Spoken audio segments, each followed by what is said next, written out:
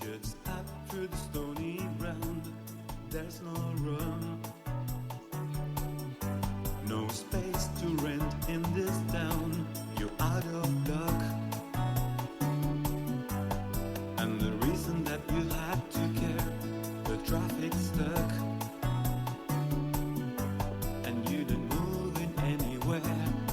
Before you found a friend to take you out of this place, someone you could lend. Muy bien, habiendo preparado ya el escenario para el inicio de la primera ponencia, tenemos el tema, la economía peruana en el 2024, perspectivas 2025, a cargo del ponente doctor Jorge González Izquierdo y el panelista doctor Hugo Hidalgo Silva, decano Corlat Callao.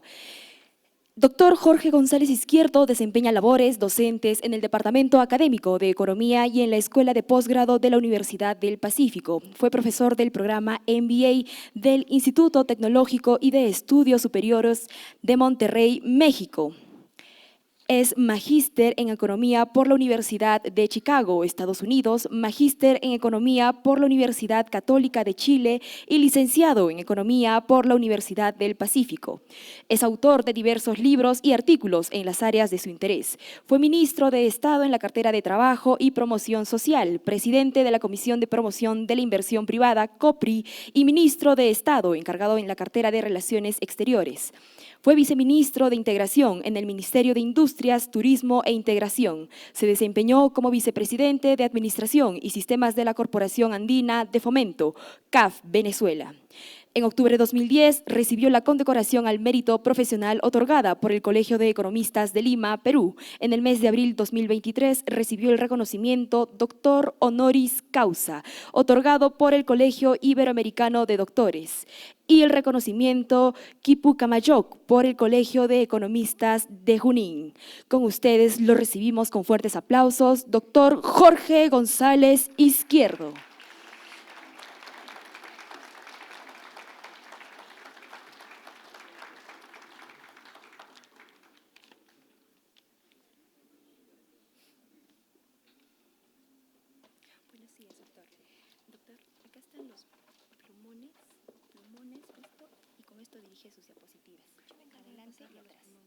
Sí, los plumones ya, y la motita ya. Muy buenos días, amigos, amigas. Es un placer para mí, después de un buen número de años, estar otra vez acá, visitando la bellísima ciudad de Arequipa. Y quiero agradecer a los diferentes consejos directivos del Colegio de Administradores por haber tenido la amabilidad de venir acá a invitarme a conversar unos minutos con ustedes. Sé que hay profesionales muy distinguidos, autoridades, sé que también hay alumnos acá, por lo cual creo que va a ser bien fructífera la exposición que voy a hacer. Yo tengo, antes te dirán, ¿y por qué pongo pizarra? Porque lo normal es proyectar, ¿no? Pero es mi estilo. Yo he hablado a auditorios de 1.500 personas con una pizarra. Me sale mejor a mí las exposiciones cuando hago con mi pizarrita y mi plumón. Y eso es lo que voy a hacer hoy día. Pero quiero enfatizar dos cosas. Primero, que lo que yo hago es agarrar un modelo teórico riguroso, lo aplico a la realidad peruana, hago un diagnóstico y luego, como un doctor, formulo recetas. Ustedes dirán que los economistas son como los doctores, sí. Diagnosticamos un problema y recetamos para darle solución.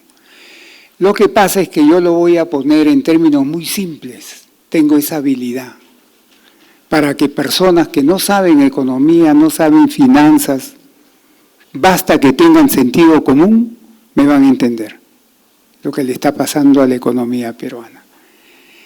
Pero a veces sucede que como los ejemplos que yo pongo son tan simples, tan cotidianos, que pueden pensar que es charlatanería y no es así. Es un modelo, a mí todo lo que yo digo, y cuando ustedes me ven en los medios de comunicación, todo lo que yo digo tiene respaldo atrás, un modelo riguroso científico que respalda lo que yo estoy diciendo en ese momento. Y segundo, yo uso cifras oficiales nomás. Para mí las cifras oficiales son las del Banco Central de Reserva del Perú y del Instituto Nacional de Estadísticas Informática, INEI. No trabajo con cifras particulares de universidades, de centros de investigación, solo trabajo yo con cifras oficiales para que no haya resquemores de que las cifras que yo presento puedan pensarse que tienen alguna intencionalidad. No es así, son las oficiales con las que trabaja todo el mundo. Dicho eso, voy a proceder a empezar, ¿ya?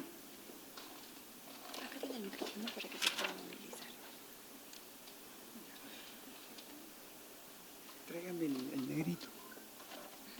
¿Y la mota? Todavía. Okay. Creo que no. ¿Me escuchan? Ah, sí.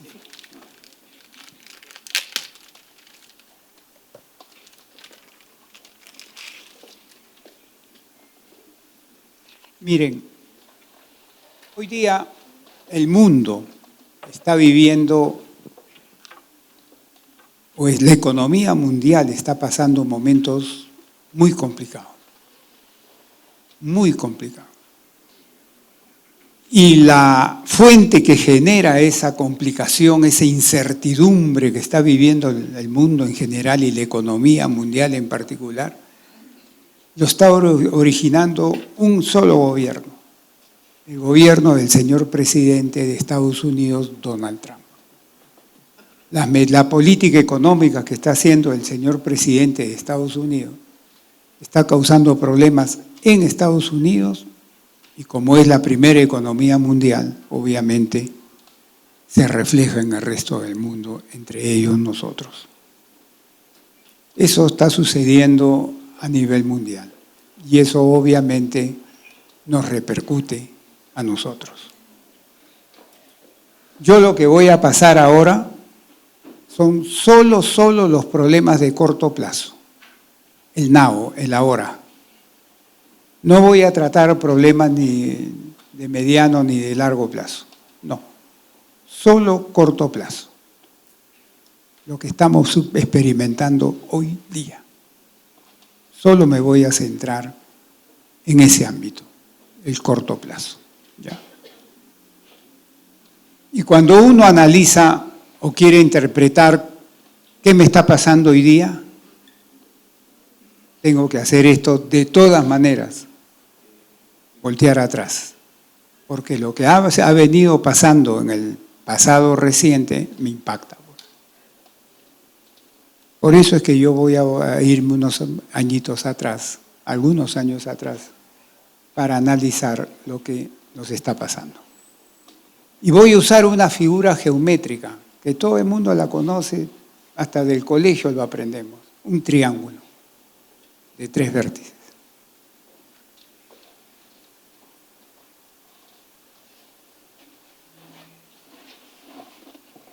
Este triángulo de 3 vértices, ustedes dirán, ¿y por qué lo he elegido? ¿Por qué?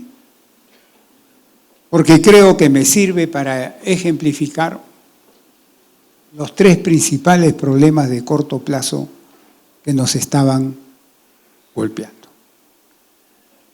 Miren, la pandemia nos cae, nunca me voy a olvidar, el 15 de marzo del 2020, ahí nos cayó la pandemia. Cuando digo nos cayó la pandemia fueron las medidas que tomó el gobierno peruano. 15 de marzo del 2020. La economía peruana del 2020 literalmente se derrumbó, así como cuando uno tira una piedra. ¡Pum! Ese año 2020, la economía, ¿saben cuánto creció? Creció menos 10%, 10.3, 10.4%. Menos, no creció. ¡Pum! Se achicó. Pero se achicó no de a poquito, que es lo normal. Se achicó así de ¡pa! Dirán, ¿y por qué? Claro, pues, porque si se acuerdan que nos encerraron en nuestras casas. Las empresas, ¿qué hicieron? Cerraron, pues, la mayoría de ellas. Y si las empresas cierran, las fábricas cierran, ¿quién produce, pues? Pero eso fue el 2020. El año siguiente ya comenzó a liberalizarse las medidas. Y no solo Perú, a todas las economías del mundo hicieron esto. Es como cuando uno tira una pelota.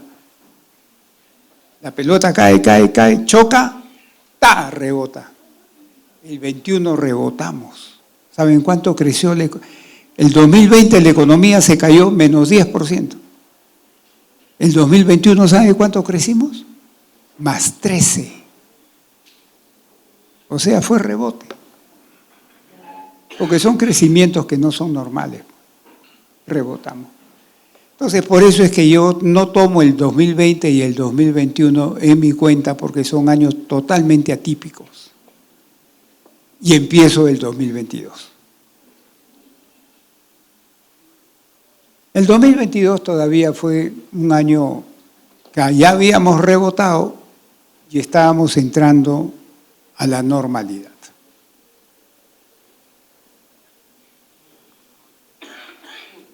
Pero llegamos al año 2023.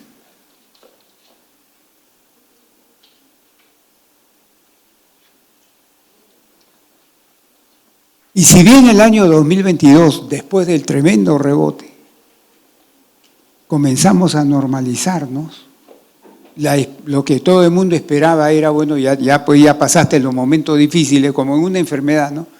Ya me sacaron de UCI y ya comienzo a restablecerme, pues.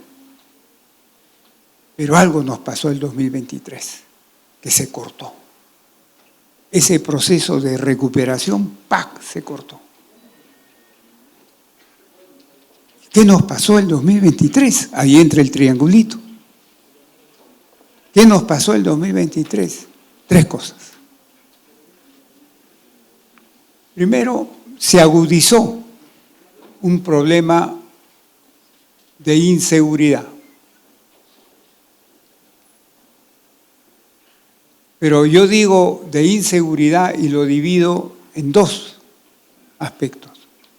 Ciudadana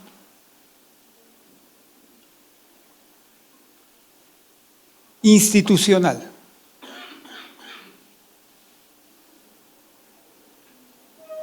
Se agudizó. No es que ahí saliera, no. Se agudizó ese problema. Fuertemente.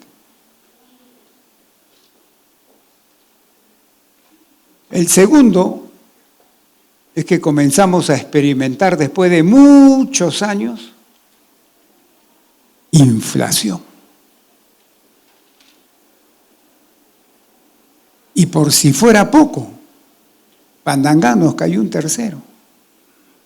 Recesión.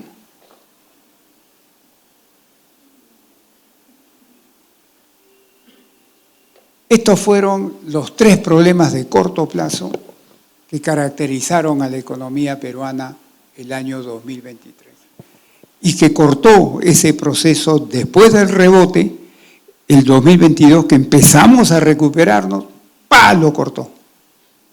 Y obviamente la pregunta es, ¿y qué pasó? ¿Qué se puede hacer? Voy a tratar de dar respuesta a esto Pero obviamente, desde mi punto de vista, lo que yo les voy a comentar a ustedes es lo que González Izquierdo piensa, que no tiene por qué ser ni el único pensamiento ni el mejor pensamiento, es solamente mi punto de vista sobre estos temas, nada más. ¿Por qué pongo la inseguridad ciudadana e institucional? Porque los dos aspectos de esa inseguridad comenzaron a golpear fuertemente la economía peruana. Esa agudización comenzó a golpear fuertemente la economía peruana. La ciudadana, que es la que vemos todos los días hasta el día de hoy, provocó problemas graves en la economía peruana, sobre todo en el sector más desfavorecido de la sociedad peruana, que es el sector de la micro y pequeña empresa. Ahí ha golpeado y sigue golpeando.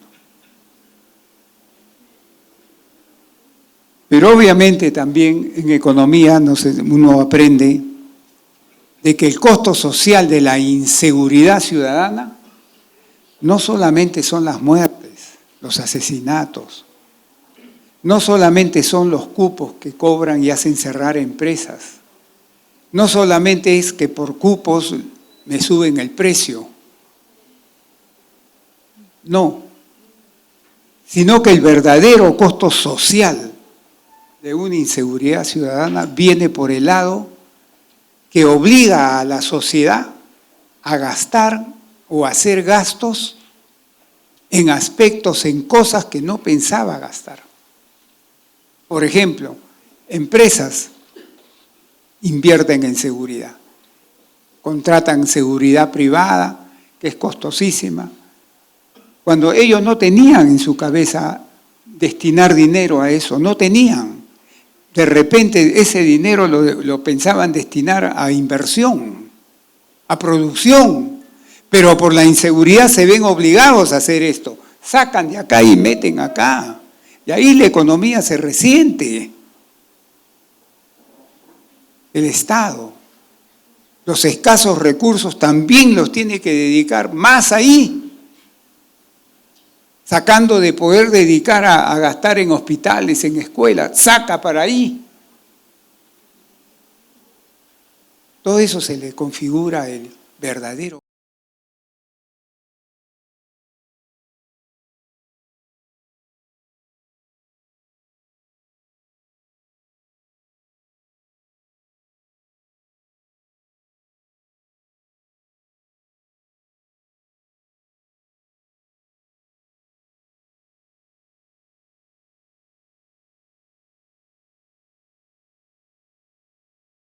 Se habla. Para el caso peruano no he visto estimaciones, pero que el costo pesa, pesa. Y el otro, el institucional, que es tan grave o más grave que este. Porque hoy día está claro, en la ciencia económica y en la realidad mundial, hoy día está claro que un país que no tiene instituciones sólidas y no cuenta con las instituciones que debe de contar, ese país no puede aspirar a crecer ni a tener desarrollo social adecuado.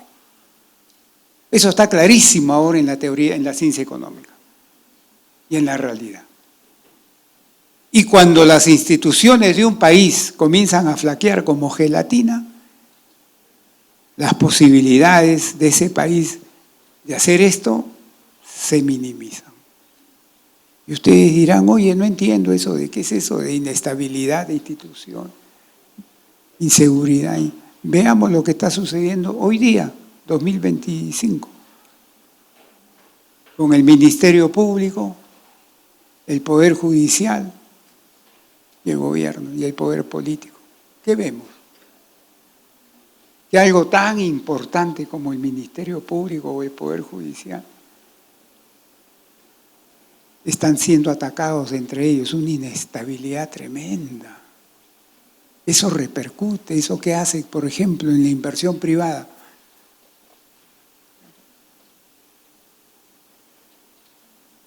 Entonces, esta inestabilidad, esta inseguridad, también tiene un costo importantísimo en las economías. Hace 2 años, o creo, 2 o 3 años, le dieron el Premio Nobel de Economía a 3 economistas que trabajaron mucho esto.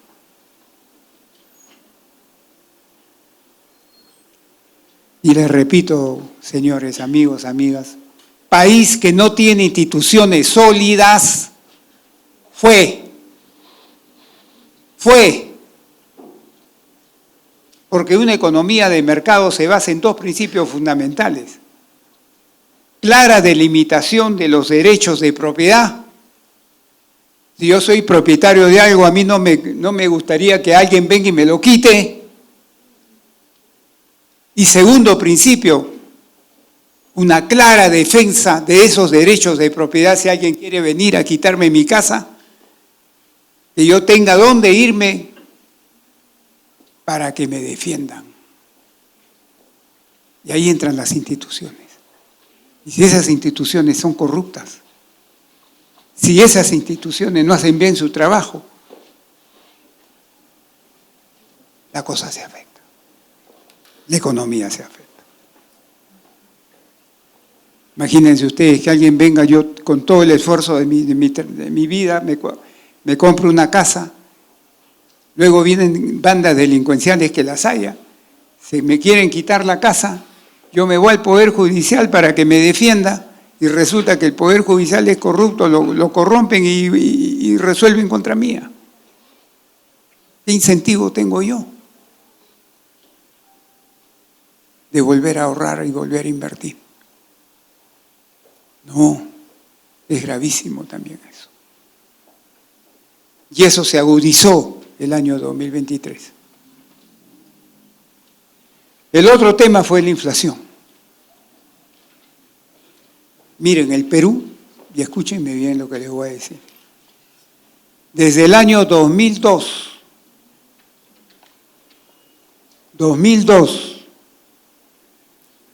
hasta el 2020, la inflación promedio anual, promedio, de todo ese periodo, casi 2 décadas, seguidas, la inflación promedio anual fue 2.7%. Así, una inflacioncita así. Casi 2 décadas, no un par de años, no. Ya habíamos dejado de ser un país de alta inflación. Nosotros llegamos a tener, acá hay gente de edad que me va a entender, llegamos a experimentar hiperinflaciones. Hemos tenido hiperinflación acá en el Perú. Que ahora estuvo pasando a la Argentina el mismo esquema. Son hiperinflaciones derivadas de un mal comportamiento fiscal del gobierno, financiadas por el Banco Central de Reserva. Pero después de todo eso aprendimos y tuvimos esto. 20 años sin inflación. Oye González, ¿cómo sin inflación? ¿Y esa? No, pues son inflaciones que no causan problemas económicos.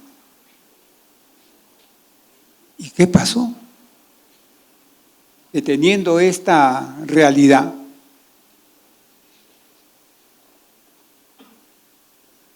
inesperadamente, sorpresivamente, perdón señorita,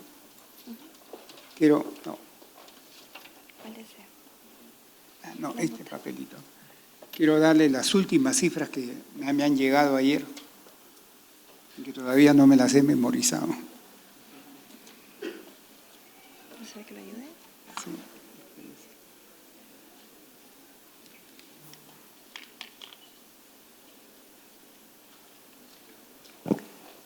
Y teniendo esta inflación tan baja, por ejemplo, el 2020, la inflación fue casi 2%. Realmente 1.97, pero 2%. 2020. Pero ¿qué pasó el 2021? La inflación subió a 6.4. 2022, la inflación subió a 8.4. Y enero del 2023, la inflación se fue a 8.6. En forma así ve. ¿Y qué pasó? ¿Cómo? Tú no has dicho que casi 20 años no hemos tenido inflación, ¿sí? ¿Y qué pasó? ¿Por qué estábamos teniendo esta inflación? Miren, todo el mundo habla de inflación, pero pocos conocen el verdadero significado de lo que es inflación. Les voy a poner un ejemplito. Supongamos que yo tengo 100 productos. Ahí están los 100 productos, acá están. ¿Ya? Cada producto tiene su precio. O sea, tengo 100 precios. Ahí está. Inflación es cuando los 100 precios, los 100, comienzan a subir más o menos al mismo ritmo. Los 100, esa es inflación. ¿Y por qué subrayo eso? Porque puede pasar que de esos 100, 20 comienzan a subir, nada más que 20 suben. Eso no es inflación. Eso en su nombre técnico es un impacto producido por cambios en precios relativos. Oye, González Izquierdo, no entiendo. ¿Por qué dices que, por ejemplo, sube el precio del petróleo en el mundo? O suben los precios de los alimentos que importamos del mundo. Pero no por nosotros, el mundo causa que esos precios suban. Pero como yo importo, ese precio alto hace esto en el Perú. Acá está el Perú, hace esto, ve. Y sube el precio en el Perú.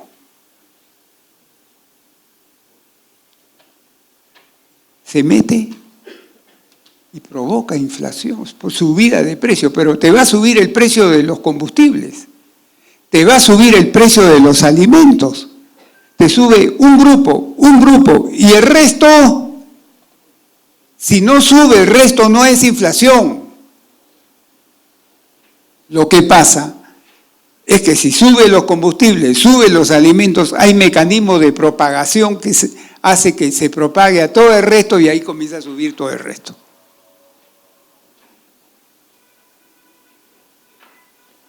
Cuando se habla de inflación que subió, es en general.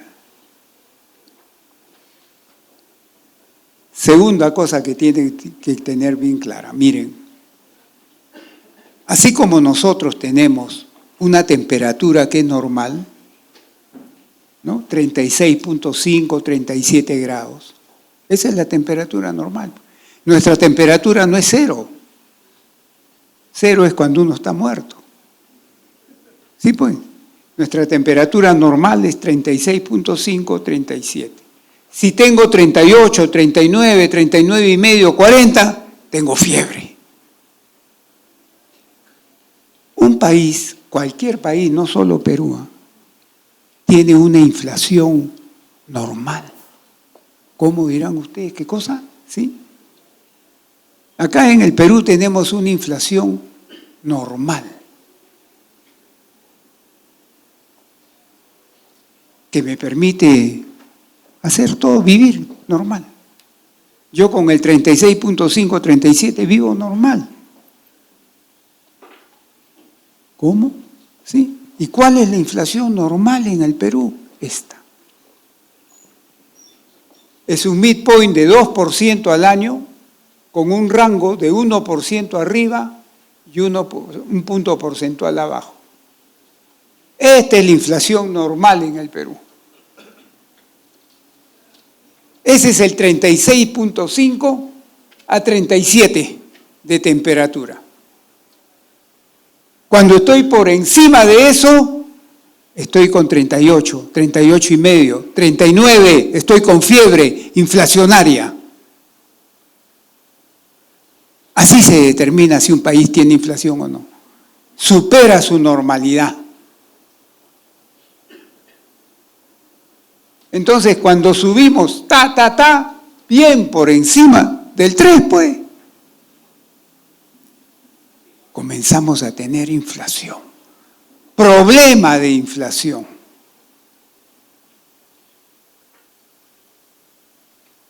E inmediatamente salen dos preguntas. ¿Por qué? ¿Por qué si estaba acá 20 años? ¿Por qué? Y segunda pregunta, ¿y se puede hacer algo como un doctor? ¿Cómo le bajo la fiebre? ¿Se puede bajar la fiebre y hacer que vuelva a su normalidad? Son dos preguntas que hay que contestar. Porque no solamente hay que presentar el problema, hay que explicarlo. Y tampoco solamente hay que quedarse en la explicación del problema, del diagnóstico. Porque un doctor que puramente diagnostica no sirve para la mitad. Tiene que recetar. ¿Cómo bajo la fiebre? ¿Cómo bajo la inflación? Esas dos preguntas las voy a intentar responder ahorita. Veamos la primera. ¿Por qué? Mi motita.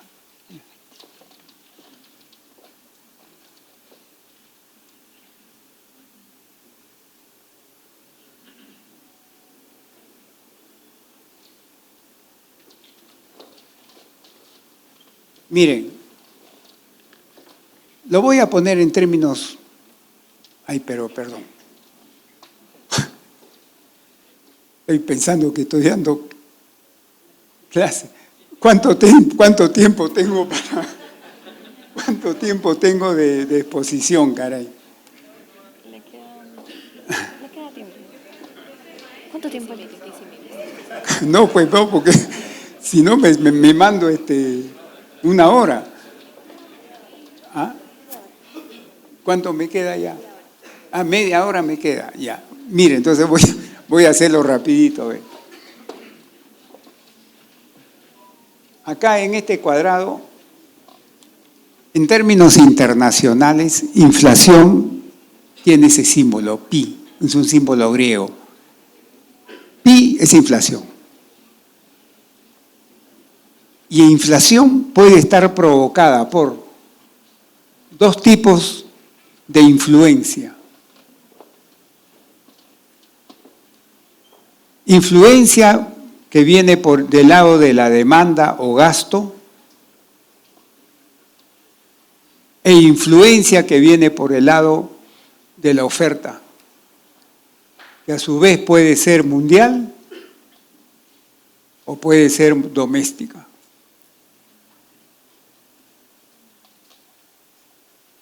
Las inflaciones que hemos tenido en el Perú en el pasado, Latinoamérica y hasta hace poco, hasta hace un poco más de un año Argentina, han sido inflaciones generadas por presiones de gasto, de demanda. Se lo pongo facilito para que lo entiendan.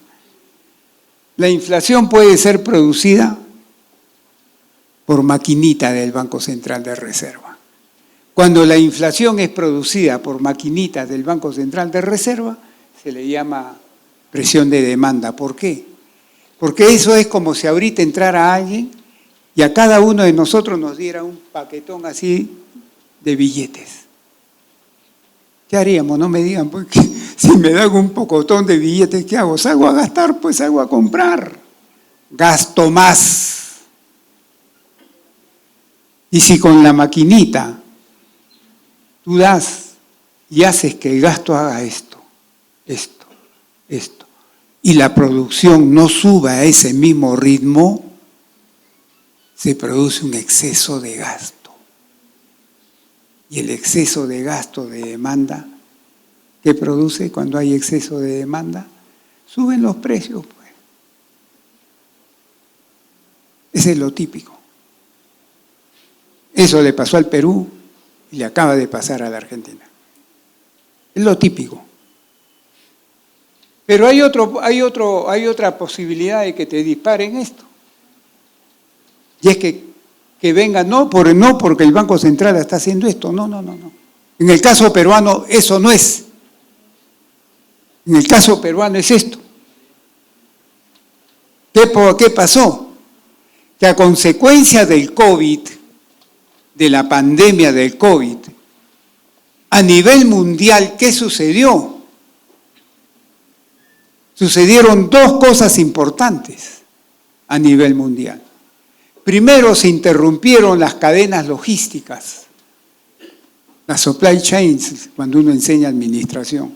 Se interrumpieron las cadenas logísticas. Y al interrumpirse las cadenas logísticas, se trancó el comercio internacional. Y al trancarse el comercio internacional, provocó presiones sobre los precios. Por ejemplo, China, que fue un país que se puso durísimo para combatir el COVID, te ordenaba cerrar todas las plantas que producían chips eléctricos para los carros eléctricos. Ya dejaron de exportar. Y en Estados Unidos, que dependían de eso para hacer sus carros, ya al no tener el insumo no podían hacer sus carros. Entonces, ¿qué pasó? Que la producción de carros nuevos ya no crecía. ¿Y qué pasó con la demanda? Ya no se satisfacía. Comenzaron a subir los precios. Y entre ellos subían los precios de los autos usados, porque la gente al no encontrar auto nuevo, ¿qué hacía? Iba a comprar el usado. Miren, todo tiene racionalidad económica, ¿ve? Todo. Entonces el COVID, aunque les parezca increíble, no solamente fue una pandemia que golpeó la salud, golpeó la economía mundial también. Y entre los golpes que dio, hizo así a los precios mundiales.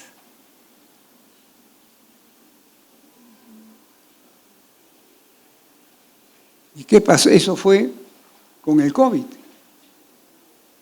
¿Y qué pasó en febrero del 2022? Se inicia la guerra Rusia-Ucrania. ¿Qué provocó eso? Que el precio del petróleo, el precio de los fertilizantes, el precio de los alimentos, en el mundo. Y nosotros importamos. Así como uno importa un auto, uno importa inflación. Cuidado. Uno importa inflación. Nosotros comenzamos a comprar esos productos y se metieron a la economía peruana. Segundo factor, hasta acá mundiales los dos. Primero, los derivados del COVID. Segundo, los derivados de la guerra Rusia-Ucrania. Ahí no teníamos nada que hacer. Pero ya aparece un tercero, los factores climatológicos. ¿Se acuerdan que nos cayó un ciclón? ¿Se acuerdan el ciclón Yaku? Mucha gente se ha olvidado, pero nos cayó un ciclón que no es normal para el Perú. Eso uno lo ve en el Caribe, en México, ¿no? Pero acá nos cayó. Tumbes, Piura, Lambayeque. Y encimita nos cayó el fenómeno del Niño costero, ¿se acuerdan? Que duró todo el año. ¿Qué provocó eso? Presiones de precios, alimentos. Eso ya fue doméstico, climatológico, pero doméstico. Hasta ahí los tres factores son oferta, porque no tenía nada que ver la maquinita del Banco Central ahí. Nada. Ahí oferta y provenientes del mundo y ya el tercero peruanazo. Y luego se suma otro. ¿Qué pasa cuando el dólar hace esto? Y se acuerdan que llegó, pocos se acuerdan, llegó a 4 soles 10 el dólar. ¿Y por qué llegó a 4 soles 10 el dólar? ¿Quién subió, quién tomó el poder en julio? El presidente Castillo. ¿Y qué provocó? Que en semanas más de 13.000 millones de dólares se fueran del Perú. la cantidad de dólares dando vueltas en la economía y en términos relativos frente al sol, el dólar comenzó a escasear. ¿Y qué le pasa al precio de algo que escasea? Por eso subió a 4 soles 10. Pero cuando el precio del dólar sube fuerte, ¿te impacta también el precio de las importaciones o no? Te impacta el precio, ajá. Peruanazo también. Pero acá. No acá. Acá.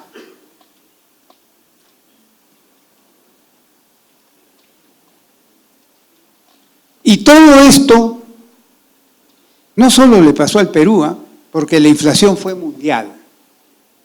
Cuando todos vemos que muchos países sufren inflación al mismo tiempo, es porque hay algo común, pues. Porque si solamente la inflación en el Perú nomás hace esto y en el resto del mundo no, uno no puede decir porque esto está producido por el mundo, no pues. Pero si todo el mundo hace esto, juntamente, conjuntamente, tiene que ser problemas comunes, porque son los que estoy delineando. Pero todos quisieron, cuando cayó el COVID, los gobiernos quisieron una política fiscal expansiva, ¿se acuerdan?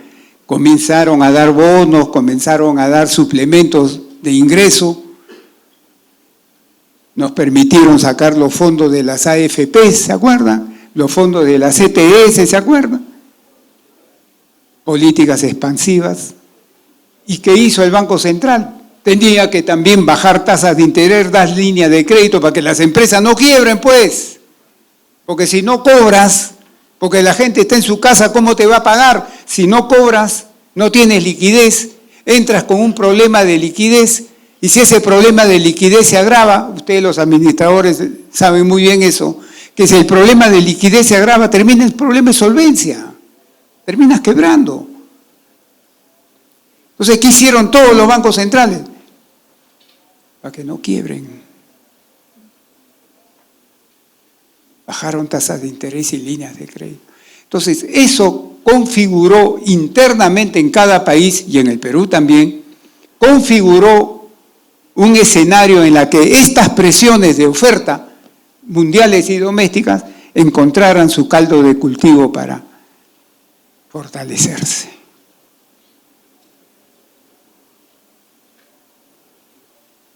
Así explico yo.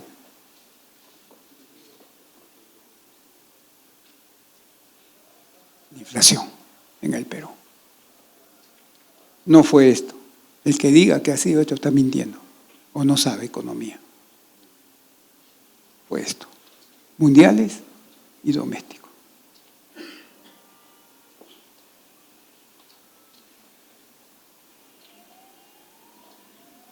Desde mi punto de vista ya expliqué el por qué.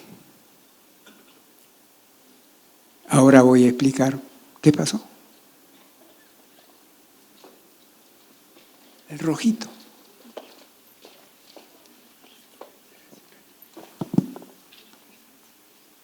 ¿Qué pasó después de enero del 2023? ¡Uah! Inició un proceso de caída fuerte de la inflación. ¿Con cuánto cerramos el 2023? Con 3.2 y el 2024 con 1.97, 3.2, el 2023 1.97, el 2024, o sea, ya el 2024 ya estábamos con 36.5 grados de temperatura normal. El 2024. Y hoy día, ¿cuánto es la inflación? 1.7. Seguimos con la normalidad. Se acabó. Se acabó. Estamos en el rango normal. Pero ¿cuántos años tuvimos? 1, 2, 3, para comenzar a llegar a la normalidad.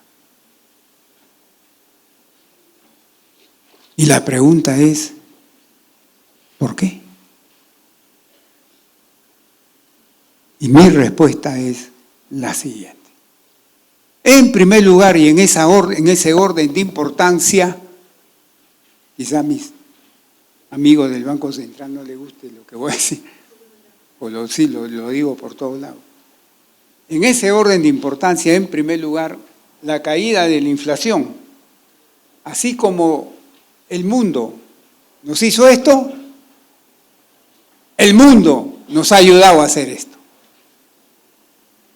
¿Qué pasó desde el año 2023?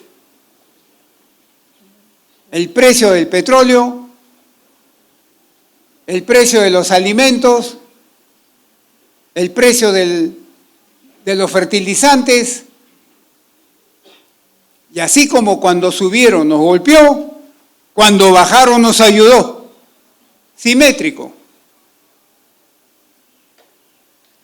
No estoy tocando el tema de las expectativas porque eso es muy complejo, eso es muy técnico, no quiero entrar a eso. Pero, entonces, primer factor que nos ayudó a conseguir esto, el mundo. Hasta el día de hoy, ¿saben cuánto está el precio del petróleo ahorita? Está debajo de $70, el WTI, que es relevante, debajo de 70. Y en estos años llegó a estar encima de $100 barril, 100. Ahora está en menos de 70, 68. Y así como cuando estaba alto importábamos, nos subía, ahora que está bajo importamos, nos ayuda. Primero, el mundo. Segundo, la política antiinflacionaria del Banco Central que implementó exitosamente. Y ustedes dirán, oye, ¿qué es eso de política antiinflacionaria? ¿Me puedes explicar? Sí, le voy a explicar. Mira, un banco central cualquiera, no solo el peruano, cualquier banco central, tiene un montón de medicinas para bajar la fiebre. Bastantes. Pero de esas bastantes que tiene, elige una. Una es su preferida. No es la única, porque tiene varias, pero elige una. No solo el Perú, el Banco Central del Perú, todos los bancos, casi todos los bancos centrales del mundo, eligen uno. ¿Y cuál es el antibiótico que eligen para bajarme la fiebre? ¿Cuál? Subir el costo del financiamiento para las empresas y para las personas. ¿Por qué? Porque si subes el costo del financiamiento, haces que las empresas y las personas comiencen a gastar menos. ¿Por qué? Porque la mayoría de ese gasto es vía crédito. Y si el costo del crédito hace esto, me retraigo un poco. Yo tenía un profesor a mediados del siglo pasado que decía esto. Cuando ustedes vean que un precio, mírenme la mano, cuando ustedes vean que un precio hace esto y sigue subiendo, es porque alguien compra. Si nadie compra, el precio no puede seguir subiendo, pues. Si yo soy un industrial, un productor, un empresario, un emprendedor, que veo que no vendo, lo último que voy a hacer es subir precio, pues. Más bien estoy pensando en bajar, hacer ofertas. Entonces, cuando tú subes el costo del financiamiento, lo que haces es bajar el gasto. Y bajando el gasto haces esto con la inflación. La apachurras hacia abajo. ¿Y cómo subo el costo del financiamiento? El Banco Central tiene una tasa de interés, que él la maneja. Y con esa tasa de interés, que todo el resto del mercado mira la tasa de interés del BCR, y si ve que hace esto, se ajusta el mercado. Si ve que sigue haciendo esto, se ajusta el mercado. Si ve que sigue haciendo esto, se ajusta el mercado. Esa es la principal política antiinflacionaria que un Banco Central hace. Y acá se hizo. Y se hizo bien. Y cuando se ve que la inflación está bajando, entonces el costo del financiamiento hay que bajarlo. Hay que bajarlo. ¿Y cómo lo bajo? La tasa de interés del Banco Central. Y como el resto del mercado lo mira, ahí está bajando ya.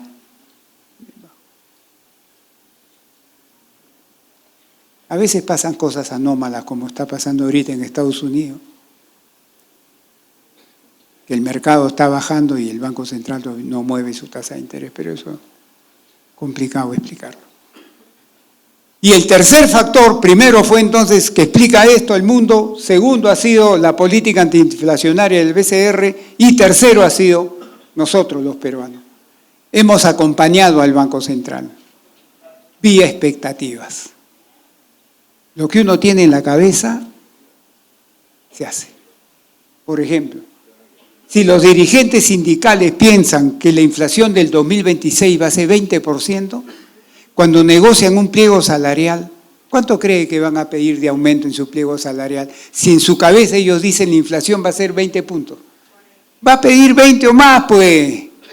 Las expectativas son terribles. Y felizmente nosotros los peruanos, nuestras expectativas de inflación hizo esto. ¿Ve? Hoy día, ¿cuánto es la última medición de expectativas que se ha hecho? ¿Sabes cuánto es? 2.8. En el rango. 2.8. La gente cree que la inflación en 12 meses va a ser 2.8%. Tranquilo. Así se corrigió el problema de la inflación en el Perú, desde mi punto de vista. Y finalmente, la recesión. No voy a entrar a definir qué es recesión profesionalmente, técnicamente, pero les voy a poner un ejemplito para que lo entiendan así, ¿ve? Así lo van a entender. ¿Ve? Nosotros tenemos un viejo adagio, ¿no? Del cuero salen las correas, ¿no? Si yo quiero sacar más correas, más correas, más correas en el futuro, ¿qué es lo primero que tengo que pedir? Que el cuero crezca, crezca, crezca. Porque si el cuero no crece, ¿cómo saco más correas, pues? Si el cuero se achica, ¿cómo va a sacar más correas? Eso llevado a la vida real, ¿qué me dice?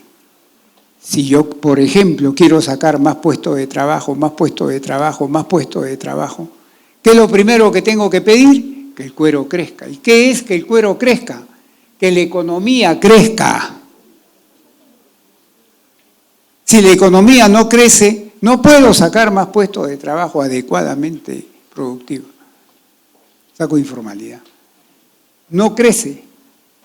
Tiene que crecer el cuero, tiene que crecer la economía. Recesión es cuando el cuero no hace esto. Recesión es cuando el cuero hace esto. Por eso es mala la recesión. ¿Y qué pasó al Perú el año 2023? ¿Saben cuánto creció el Perú el año 2023? Menos 0.4%. Se achicó. Así. Con todas las consecuencias que eso tiene para el empleo, el ingreso de la gente. Y acá también surgen esas dos preguntas. ¿Por qué? ¿Y qué se puede hacer? Pero ahí se me van a disculpar porque no me voy a meter a explicar el por qué ni el qué se puede hacer porque me voy a pegar otra media hora. Solamente les voy a decir la botita. Ya.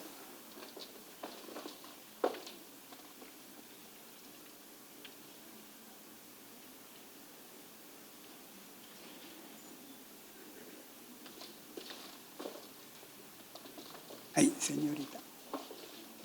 Mi otro plumoncito. No, el azulito. ¿El azul? O el, Solo hay 3. el negrito, el negrito. Acá está.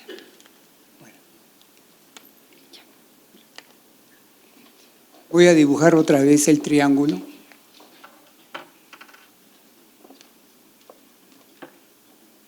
Pero voy a ponerle 2025 hoy día.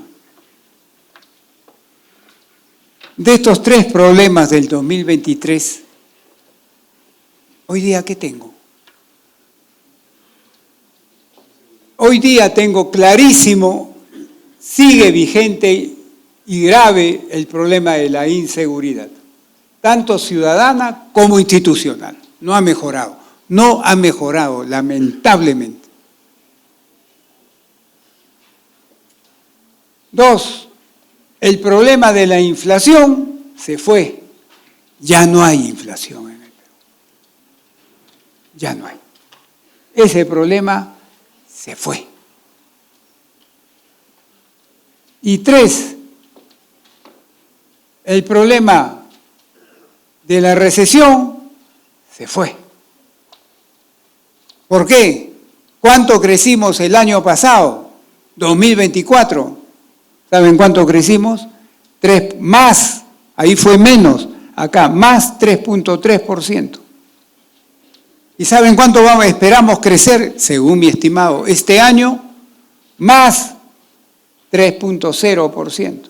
Alrededor de 3, de repente un poco menos, un poco más, pero ahí vamos a estar.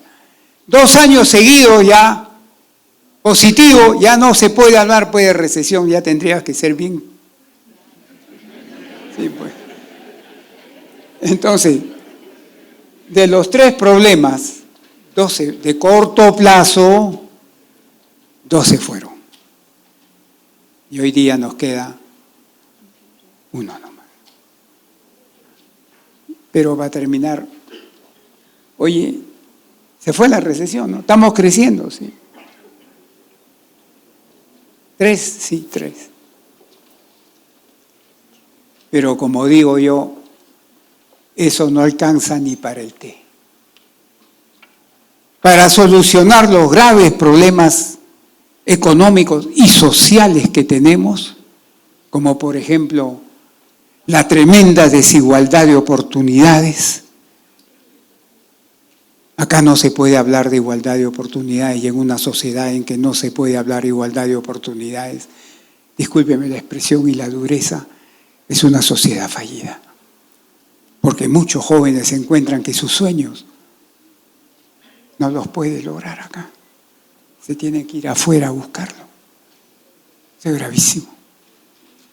Esos problemas, para solucionarlos, necesito recursos. Y los recursos no me los da el 3%. No. Oye, ¿y cuánto los da?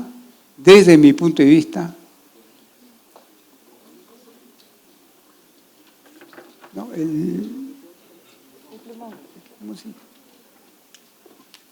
Desde mi punto de vista, un 5% o 6% mejor como mínimo. ¿Y por qué lo digo eso? Oye, González Izquierdo, te lo has sacado debajo de la manga. No. No puedo hablar ahora los estimados que me llevan a esa cifra, pero les voy a decir esto. Cuando uno quiere analizar el impacto sobre la sociedad de un crecimiento económico, no solo me debo fijar en cuánto crece la economía en eso, sino en cuánto crece el ingreso per cápita. ¿Y cómo lo calculo? Le quito el crecimiento neto de la población. Y en el Perú, yo trabajo con una cifra de 1 punto porcentual de crecimiento neto de la población. Es decir, los que nacen menos los que fallecen en un año. Los que nacen menos los que fallecen. Esos son los que quedan para comer, pues nuevecitos.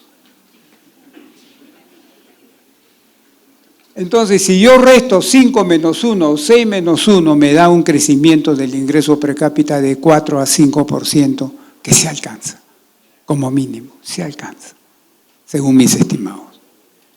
Si crecemos en un ingreso per cápita superior al 2% anual, podemos bajar la pobreza en 2 puntos porcentuales por año, por lo menos. O sea, en 10 años nos bajamos 20 puntos. Oye, ¿cómo? Entonces, ¿hay que crecer? Pues no. Saltar de 3 a 6 o de 3 a 5, como nosotros lo llamamos crecimiento potencial. Saltar en crecimiento potencial, que hoy día para mí el crecimiento potencial de la economía peruana está alrededor de 3, para mí. Saltar de un crecimiento potencial de 3 a un crecimiento potencial de 6 nos puede tomar más de 10 años fácil. Y haciendo profundas reformas estructurales en los que tiene que haber voluntad política para hacerlas. Educación, salud, Estado, infraestructura.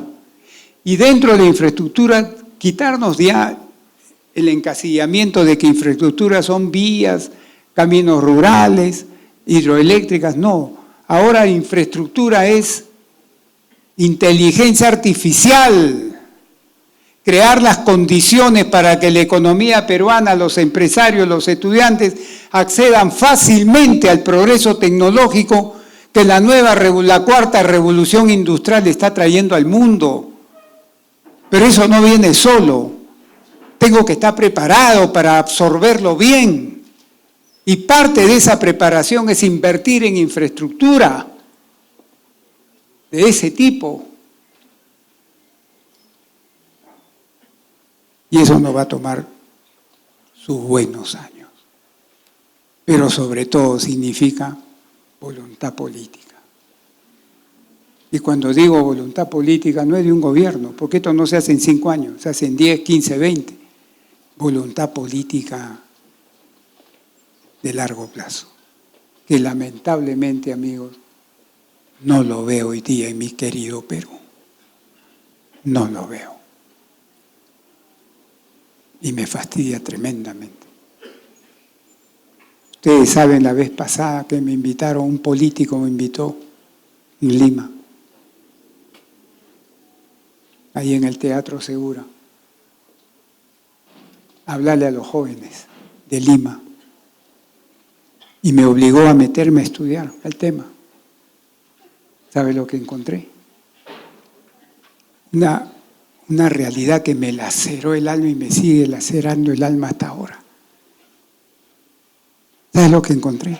Cifras del INEI para el año 2024, 24, o sea, ahorita. Lo voy a poner acá. La población infantil entre 0 y 6 años. ¿Saben cuánto es el nivel de pobreza en ese segmento? ¿Saben cuánto es? 43%. Casi la mitad. Y la ciencia médica dice que es en ese periodo que se forman las capacidades intelectuales de un ser humano. Imagínate esos niños en pobreza. ¿Saben esto que le dan? Cuando se enferman, ¿sabe la salud? ¿Cómo se la repara?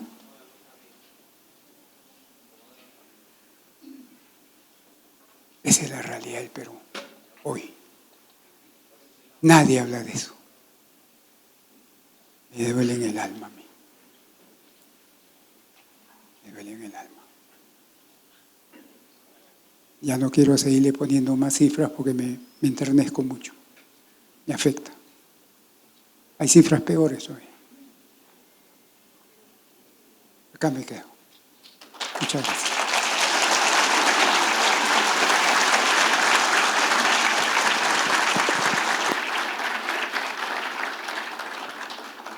Yo no sé si hay preguntas.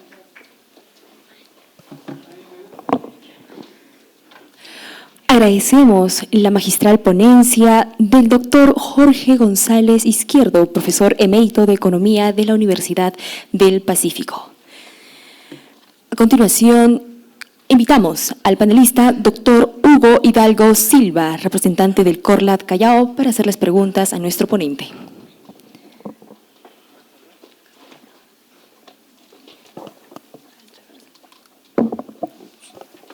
Es del Callao. Así es. Usted sabe que yo viví muchos años en el Callao.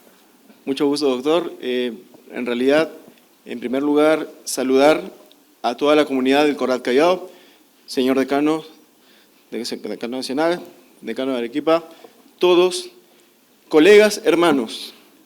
Tengo una pregunta muy puntual, porque en nuestro país estamos viviendo ya una nueva época de cambios, pero usted dice, ¿no?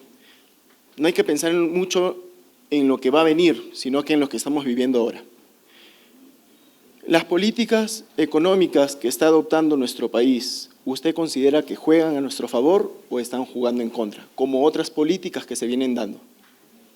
Mira, si a mí me preguntaran ¿cuál es la política económica que yo recomendaría hoy día en el Perú? Mi respuesta, que repito, no tiene por qué ser la única ni la mejor, es mi respuesta.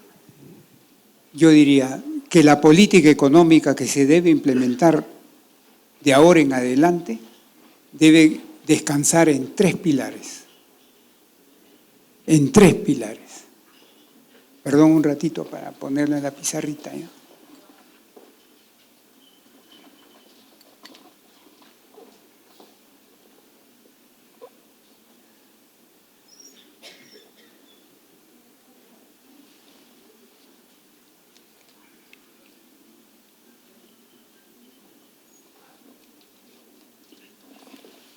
Tres pilares. El primer pilar, la política monetaria. Miren, en el corto plazo, cualquier gobierno, no solo el peruano, cualquier gobierno en el corto plazo, cuando tiene problemas a la vista, tiene dos brazos para solucionar esos problemas. El brazo izquierdo se le llama política monetaria, que es la que hace el Banco Central. Y el brazo derecho, política fiscal, que es la que hace el gobierno, en este caso de la presidenta Dina Boluarte. Que no es lo mismo. Ustedes dirán, ¿cómo? Pero el Banco Central no forma parte del gobierno. No. El Banco Central forma parte del Estado peruano, no del gobierno, porque es autónomo, independiente, y gracias a Dios que el político no mande en la maquinita nunca más en el Perú. Y así debe quedarse para siempre.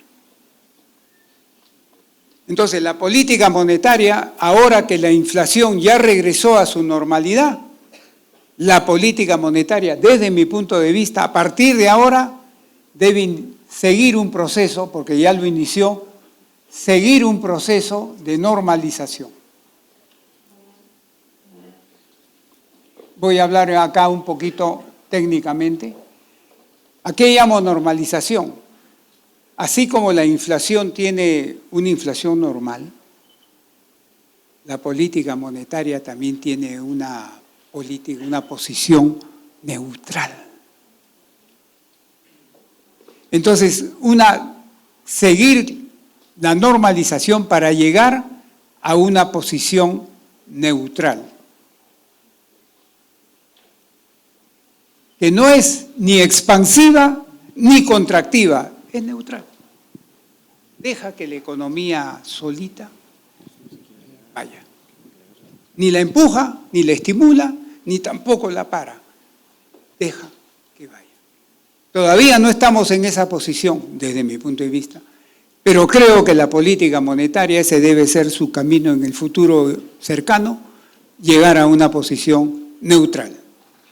Segundo, la política fiscal que hace el gobierno de la presidenta Dina Boluarte debe iniciar, digo yo, un proceso de consolidación fiscal. ¿A qué llamo yo consolidación fiscal? Que reduzca apreciablemente el déficit fiscal, que hoy día está en 2.8, creo que está ahora, llevarlo al 2.2 para que cumpla con la regla fiscal. Un proceso de consolidación fiscal. ¿Por qué? Ustedes dirán, ¿por qué? Porque cuando un gobierno como nosotros, una persona que gasta más de su ingreso, ¿qué hace? Se endeuda. Y si siempre o por mucho tiempo voy a estar gastando más de lo que gano, me voy a endeudar. Un gobierno es algo similar. Si un gobierno gasta más de lo que ingresa, incurre en un déficit fiscal. Y si ese déficit fiscal lo tiene muchos años, es deuda, y su deuda es esto. La deuda se tiene que pagar. De repente no la pagamos nosotros, la pagan las próximas generaciones. Y para evitar eso, hay que hacer esta consolidación fiscal para darle sostenibilidad a las finanzas fiscales en el Perú. Y el tercer pilar,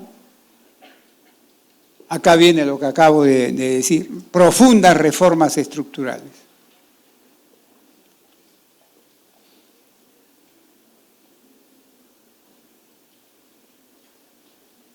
Para subir el 3% de crecimiento potencial al 5 o 6% de crecimiento. Esa es mi recomendación que yo daría en el Perú hoy. Así le contesto, así bien preciso y bien conciso.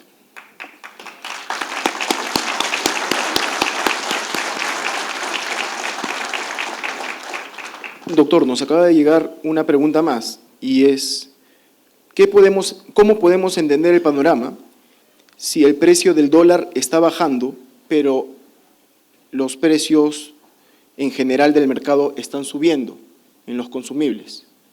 Mira, yo me revelo cuando escucho a colegas míos, algunos de ellos ex ministros de Economía, y actualmente gente del gobierno actual, me revelo y me irrita cuando dicen que tenemos la moneda más sólida de la región y que el sol peruano se ha convertido en el nuevo dólar, caracho. No, así lo dicen, pues. Yo digo, caracho, ¿así es? No, así no es. Discúlpenme, pero están hablando cosas incorrectas desde el punto de vista de la teoría económica, de la ciencia económica. Y si me dejan unos 5 minutitos, lo voy a explicar.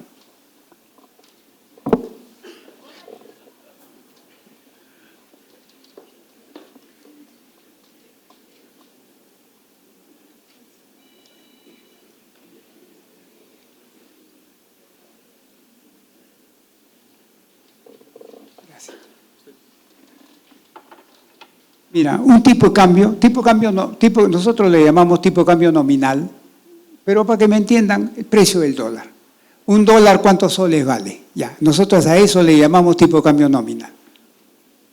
Cuando el precio del dólar, para que se entienda fácilmente, o tipo de cambio nominal, cuando el tipo de cambio nominal sube, se dice que esa moneda, en este caso el sol, se está debilitando frente al dólar.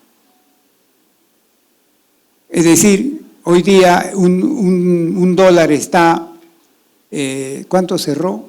3 soles 58, ¿no? 58. O 56 creo ha cerrado. Se va de un dólar 3 soles 56, se va a un dólar 10 soles. El sol se ha debilitado frente al dólar.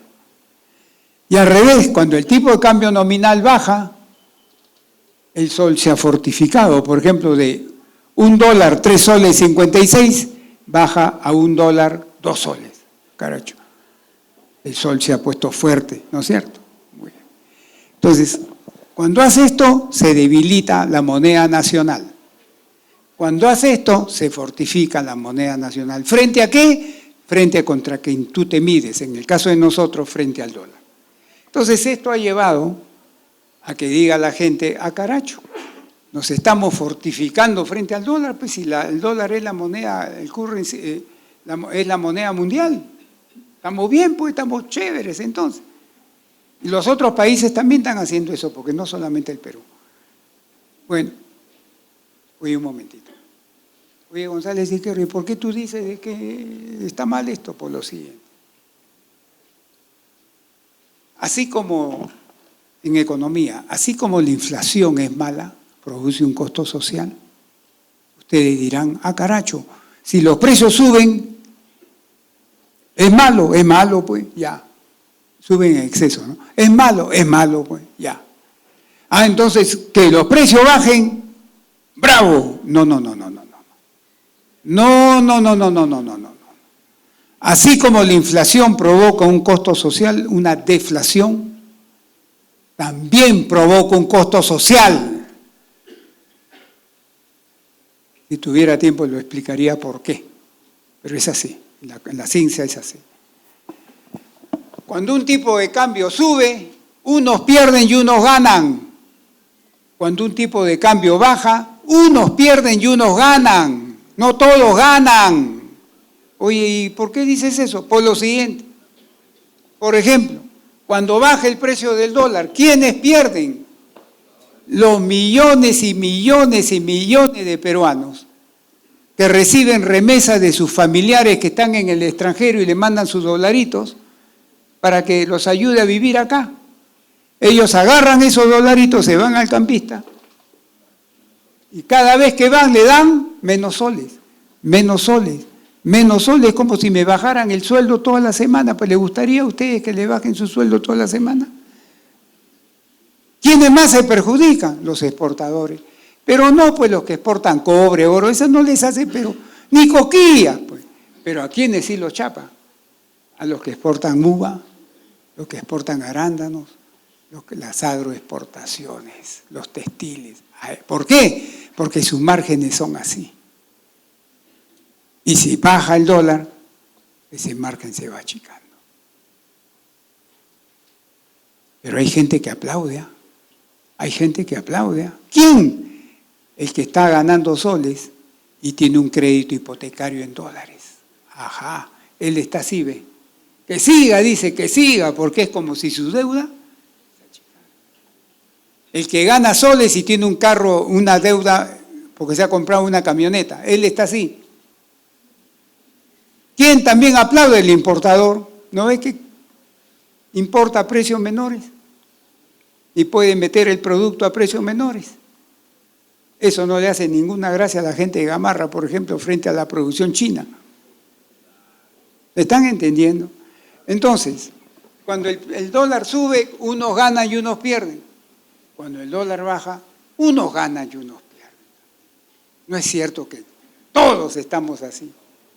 Falso. Hay un principio en teoría económica que dice, una moneda fuerte, bajo ningún concepto, es sinónimo de una economía fuerte. Y lo vuelvo a repetir. Una moneda fuerte, que se hace fuerte, bajo ningún concepto, es sinónimo de una economía fuerte. Yo puedo tener una economía robusta y el dólar sube. Yo puedo tener una economía débil y el dólar baja. Hoy día, por ejemplo, ¿sabe lo que está pasando en Bolivia? Está empezando a bajar el dólar. Está empezando a bajar el precio del dólar en el mercado negro. ¿Cómo dirán ustedes? ¿Qué? Pero si Bolivia está la remacita, está la remacita.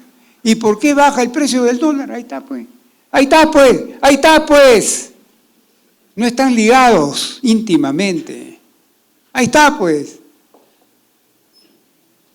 Una de las razones es que el gobierno boliviano ha sacado bonos en moneda nacional con 8.75% de tasa de interés. Entonces la gente que quiera ahorrar y se refugiaba en el dólar ha visto eso. Ahora ya me puedo ir. Y la demanda por dólares, ¿y qué le pasa al precio de algo que la demanda comienza a bajar? Baja, pues esa es una de las razones por la que el precio en Bolivia del mercado negro boliviano. Pero ahí están teniendo ustedes, está bajando el precio del dólar, pero la economía está en la remaceta. No es así. No crean eso cuando lo escuchen. Por eso es que ya la prensa cuando me llama, ya ni me llama ya para opinar sobre él, porque ya sabe mi respuesta. Esas son tonterías, le digo.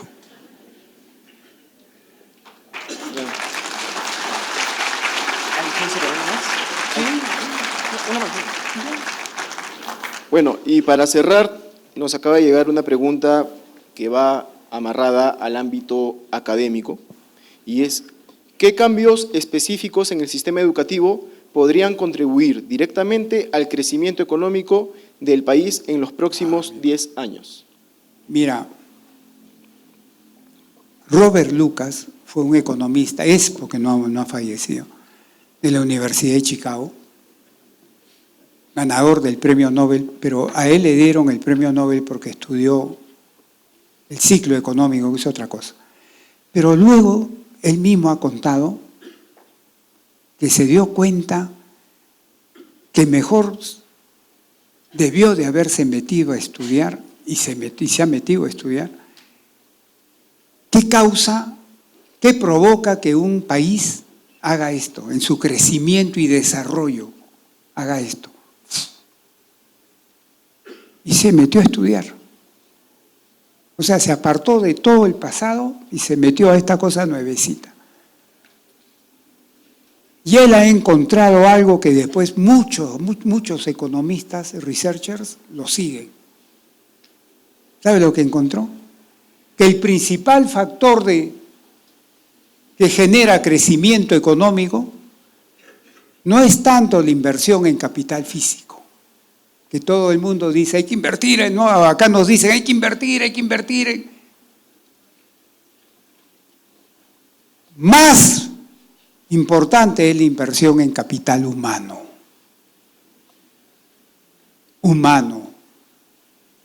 ¿Y qué es invertir en capital humano? Básicamente 3 cosas.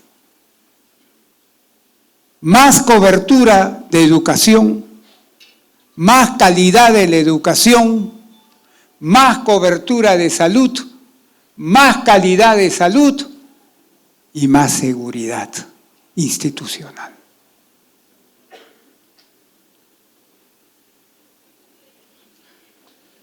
Ese es invertir en capital humano.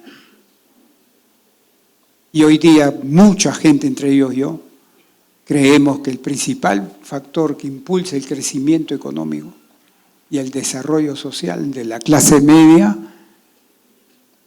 es aumentar el capital humano. ¿Cómo se aumenta el capital humano? Lo acabo de decir. Y quiero centrarme en la educación porque es ahí donde me están haciendo la pregunta.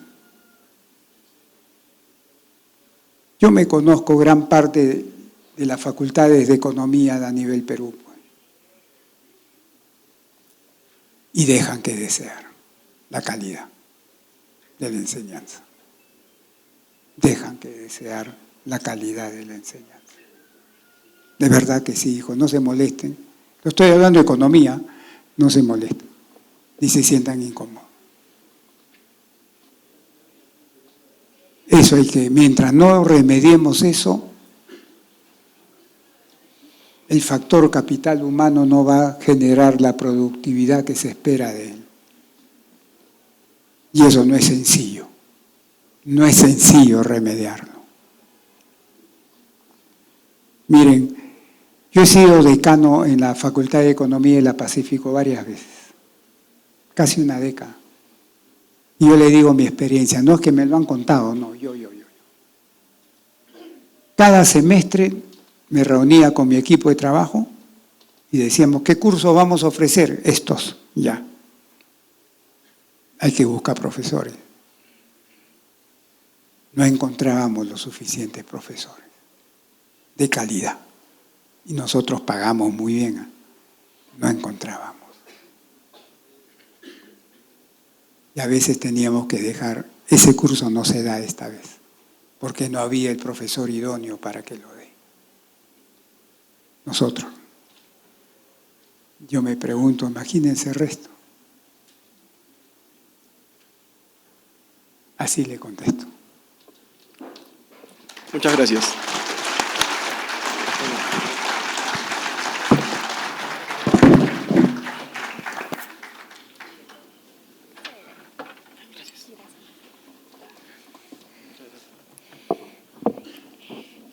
Agradecemos la participación del doctor Hugo Hidalgo Silva, representante del Corlat Callao.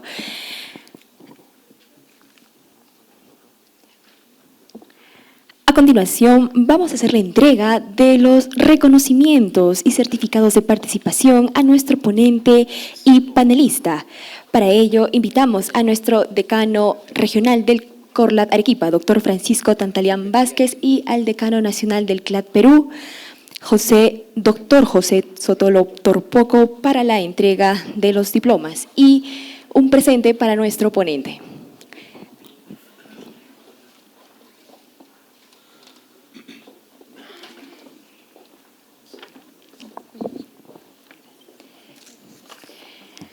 Diploma de reconocimiento. El Colegio de Licenciados en Administración del Perú y el Colegio Regional de Licenciados en Administración de Arequipa otorgan el presente reconocimiento al doctor Jorge González Izquierdo, en mérito a su destacada trayectoria académica y profesional, con méritos a nivel nacional e internacional, y por su valiosa contribución al diseño e implementación de estrategias que fortalecen la gestión de las organizaciones públicas y privadas, impulsando el desarrollo económico, regional y nacional. Su compromiso con la formación profesional representa un modelo de excelencia académica y una expresión ejemplar de vocación al servicio del país. Muchas gracias, estimado doctor. Fuertes aplausos.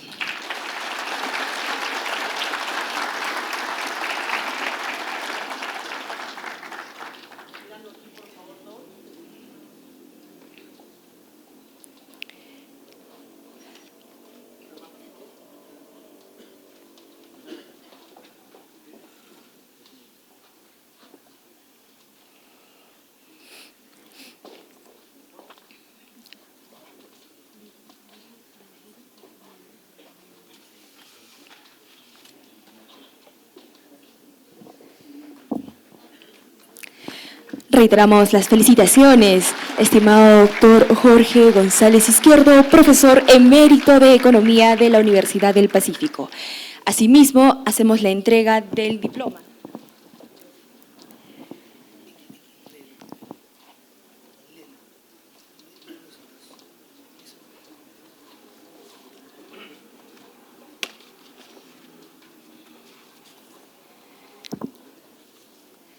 Asimismo, se hace entrega del certificado al doctor Jorge González Izquierdo por haber participado en calidad de ponente en el 16º Congreso Nacional e Internacional de Licenciados en Administración, denominado El rol estratégico del sector empresarial y el Estado en la era de la transformación digital y la investigación para el desarrollo económico y sostenible, aprobado según resolución de canal número 390-2024-CLAT, organizado por el Colegio Regional de Licenciados en Administración de Arequipa del 6 al 8 de agosto, con una duración de 32 horas académicas.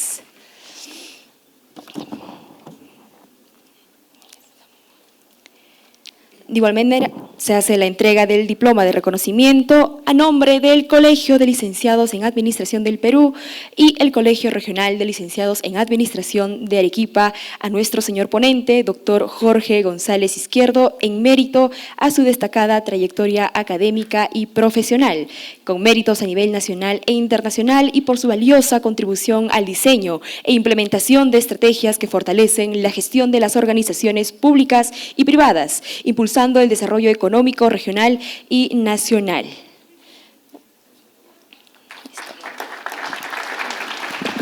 Muchas gracias por tan magistral ponencia, estimado doctor. Esperamos que su estadía aquí en Arequipa sea muy complaciente.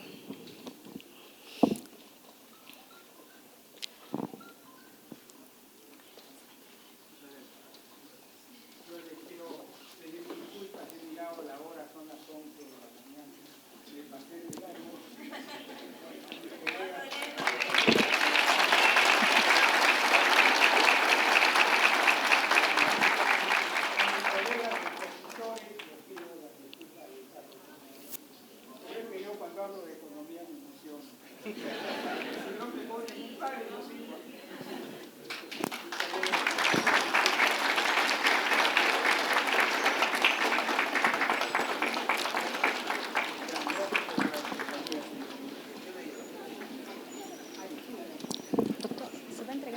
Doctor.